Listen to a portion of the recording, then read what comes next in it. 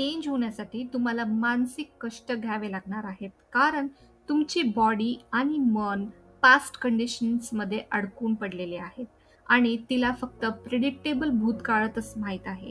आणि मग तुमची बॉडी तुम्हाला तिला हा चेंज आवडत नाहीये हे सांगेल. ती सांगेल, की मला पुढचं काहीही माहीत नाही. तुमचे स्वतःचेच प्रश्न, शंका, भीती यांचा गोंधळ तयार होईल. हे सगळे गोंधळ तुम्हाला सांगतील, की उद्यापासून सुरुवात कर. तू कधीही बदलू शकणार नाहीस. तू तुझ्या आई-वडिलांसारखाच आहेस. तू आळशी आहेस. हा तर दुसऱ्यांचाच फॉल्ट आहे. तुझा बॉसच खराब आहे. हे जगच खराब आहे. हे काही बरोबर वाटत नाही आणि बरीच लोकं या विचारांवर विश्वास ठेवून प्रयत्न करायचंच थांबवतात. मनात आलेला प्रत्येक विचार हा खरा असेलच हे गरजेचं नाहीये.